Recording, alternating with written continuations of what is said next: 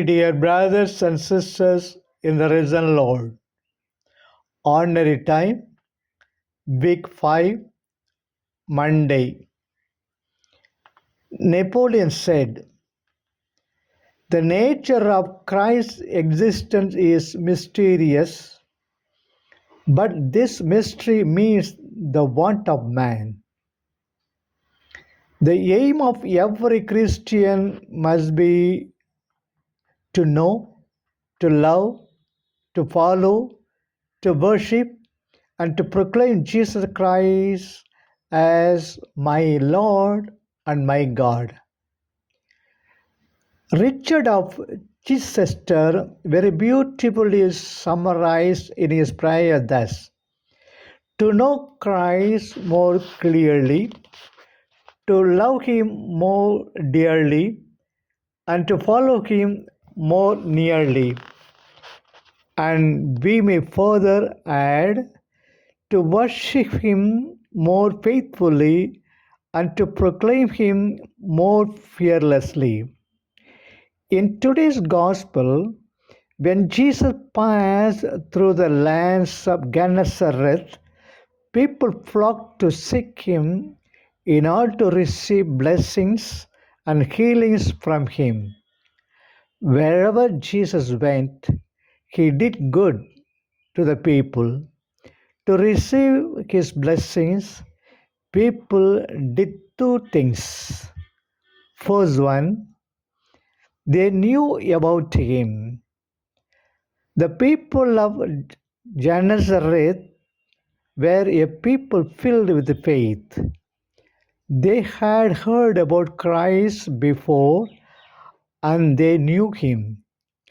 When he passed that way through their village, they welcomed him with warm hearts, unlike their neighbor Gerasene, who asked him to depart from their land when he cast demons into their pigs, which perished into the sea. They were fools who valued their swine more than this wonderful Savior. The people of Gennesaret knew about Jesus, for they were also aware that the power resided not only in his words and his person, but also in his garments. That is the reason they believed that if they only touched the fringe of his garments, they would be healed. They definitely heard about the healing of the woman with the hemorrhage, which happened in their own hometown, who touched the fringe of his garment and got healed. Mark chapter 5, verses 25 to 34. Her faith had fired their own faith in Jesus. We must make efforts to know Jesus more and more through the reading the Word of God and through other sources who teach about him. The more we know him, the better will we love him. Second, they took people to Jesus. When they knew that Christ was in the land, they ran around and brought all the sick people to him in order to be healed. They knew that Jesus would tarry only a little while in their land, and they wanted to benefit the most from his presence.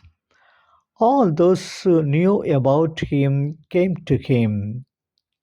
They loved his blessings so much that they wanted others also to receive the same. They went into the village and brought others who were sick and got them healed from Jesus. Those who know Jesus must spread his knowledge to others. Spiritual food must not be eaten alone. The more Christ is known, the more is he glorified. Let us glorify the Lord in our actions. May God bless you all. Amen.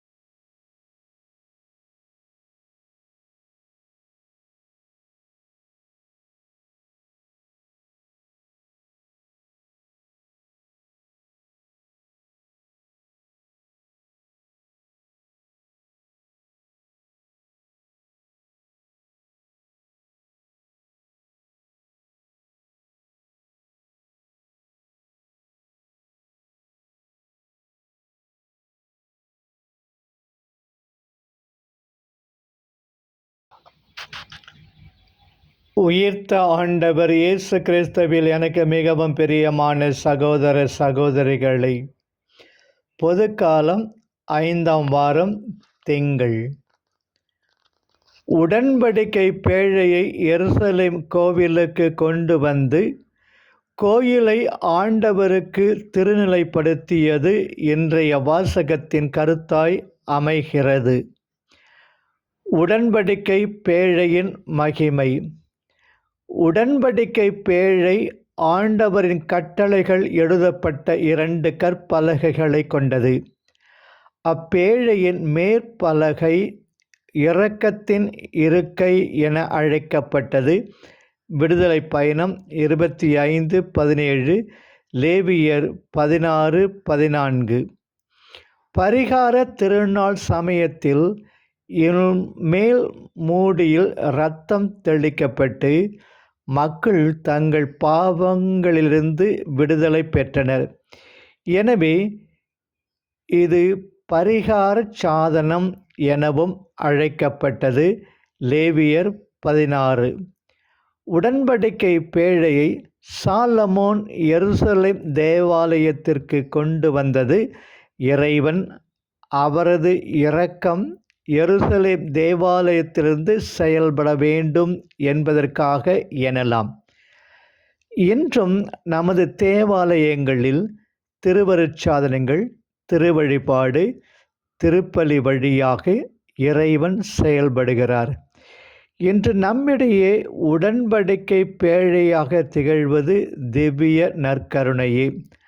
அங்கிங்கெனாதபடி எங்கும் பிரகாசமாய் ஆனந்த ஜோதியாகி இறைவன் காணும் இடமெல்லாம் நீக்கமற நிறைந்திருந்தாலும் ஒவ்வொரு மதத்திலும் அவருக்கென்று ஓரிடத்தை தூய்மைப்படுத்தி வைத்தலை காண்கின்றோம். நமது கோயில்கள் உண்மையாகவே நாம் இறைவனோடு உறவாடும் இடங்களாக நமக்கு அமைகின்றனவா? அடிக்கடி அங்கு சென்று மன அமைதி, மன்னிப்பு, அன்பு, இரக்கம் இவற்றை அனுபவிக்கின்றோமா? உடன்படிக்கை பேழை என்று